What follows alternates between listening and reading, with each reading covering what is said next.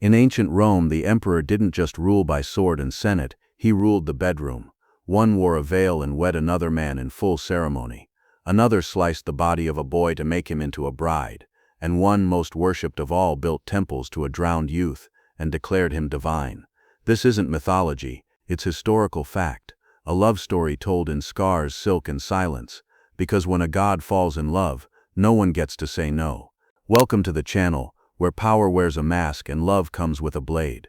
Today we descend into the private lives of Rome's most powerful emperors, where desire wasn't gentle and love was a weapon. These aren't romances, they're obsessions carved in stone, bathed in blood, and worshipped long after the victims were gone.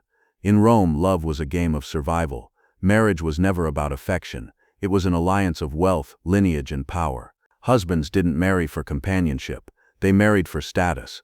Wives were expected to obey, reproduce, and vanish behind veils.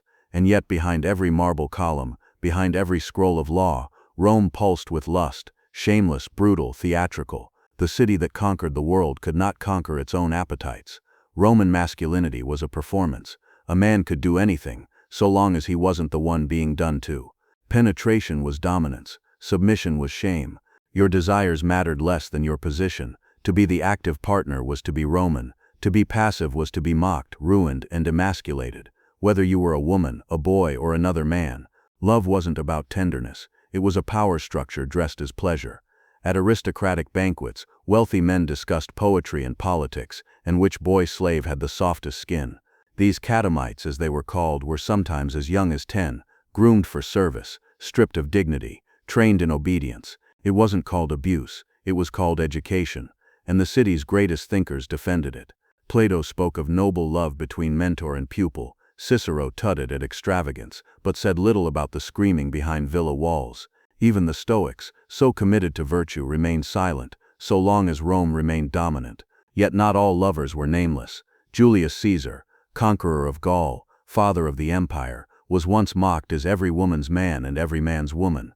Whispers followed him from the east. As a young man he had visited King Nicomedes of Bithynia. What happened there remains debated, but the rumors never died. That Caesar submitted, that he played the role of a concubine, that the queen of Bithynia was not a woman but him. His enemies in the Senate never let him forget it. They printed satirical poems. They called him the bald adulteress, not because he had affairs, but because he had knelt. But Caesar rose anyway, because in Rome hypocrisy was political currency. What you did didn't matter, only how well you pretended. Caesar may have been mocked, but he held the legions, he wore the laurel crown, and he reminded the world, even the passive partner could rule an empire. The truth, though, was that power made desire dangerous. Emperors were not bound by rules. Their lusts weren't confined to brothels or mistresses. They shaped policy. They shaped lives. The further up you went in Rome, the less room there was to say no. And beneath it all, under silk sheets, beneath golden ceilings, in the back rooms of temples, love became a transaction, sometimes gentle, often cruel, almost always one-sided. In Rome, power wasn't just a crown. It was a hand gripping your throat and calling it devotion. In the marble shadow of Roman greatness, another kind of grooming unfolded. Quiet, systematic, sanctioned by tradition. Elite Roman men often took on pueri delicati, delicate boys as companions. These boys weren't just servants, they were trophies. Their beauty, their submission, their silence, all part of the performance. They were trained not just in etiquette but in endurance. These weren't lovers, they were mirrors for their master's power. The relationships were modeled after Greek ideals, the Erastes and the Eromenos, mentor and pupil. Wisdom passed through affection, but Rome twisted the tradition. Where Athens imagined love, Rome saw hierarchy. The man taught dominance, the boy was expected to absorb it, and when he grew old enough to question it, he was discarded. Nowhere was this cruelty more evident than on the island of Capri. There, Emperor Tiberius, the second ruler of the empire, heir to Augustus, retreated from public life. He left behind the Senate, the crowds, the forums, and built a paradise of depravity. Historians call it Villa Jovis, but whispers called it something darker, the emperor's playpen. It was guarded, isolated, unreachable, a sea-ringed temple of secrecy. Tiberius imported young boys and girls, mostly orphans, sometimes even noble children fallen from favor. Some were stolen, some were sold by desperate parents. They were trained like dancers, instructed in perverse acts, and used to satisfy every hunger of the aging emperor. One witness account, later dismissed as exaggerated, claims Tiberius taught boys to swim between his legs underwater, nibbling like fish. The account is likely colored by political bias, but the pattern is not. On Capri, Tiberius stopped pretending. No more marriages for show, no more rituals to mask desire. He ruled by isolation and loved through domination. No one said no, not his guards, not his scribes, not the children. Some never left the island. One survivor decades later tried to describe it to a senator. He spoke of glass floors and chained rooms, of boys with red-rimmed eyes, unable to stand, of girls with smiles too practiced to be real. We were not people, he said. We were petals crushed in the wine. But Rome didn't revolt. Tiberius ruled for over 2 decades. He expanded the treasury. He kept the borders strong. He sent gifts to temples. And when he died, the people cheered, not because of what he did in Capri, but because they were finally free to talk about it. Because in Rome, silence wasn't just survival. It was obedience. To the world, Emperor Hadrian was a builder of cities, of laws, of walls that still stand today. But behind every marble pillar he raised stood a shadow. And that shadow had a name, Antinous. He was a teenager from Bithynia, barely 16 when Hadrian first noticed him. What began as admiration twisted quickly into obsession.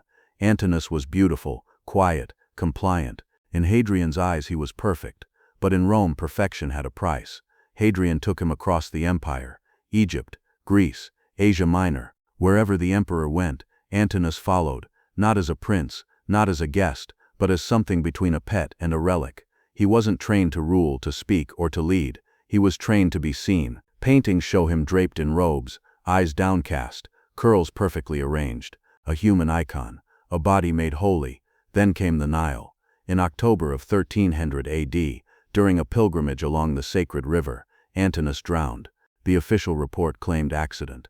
Others whispered sacrifice. Still others said suicide. But Hadrian's grief was not that of a man who had lost a friend. It was the grief of a god denied worship. He ordered temples built in Antinous' name. Sculptors immortalized the boy in stone. More than 2,000 surviving statues. He renamed cities, issued coins, canonized him into a new religion, Antinous the Divine. The engravings read, "No emperor had ever deified a lover before, but Antinous had no voice in this sainthood. No tomb of his own, no letters, no legacy. Only a perfect face, frozen in time." Hadrian claimed he did it out of love, but history calls it something else, ownership.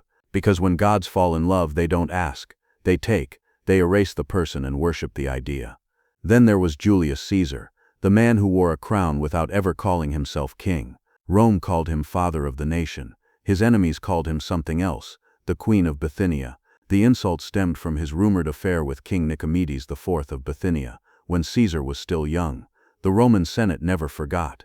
In their eyes, Caesar hadn't just engaged in a homosexual relationship, he had submitted. That was unforgivable, because in Rome, same-sex desire wasn't forbidden. Submission was.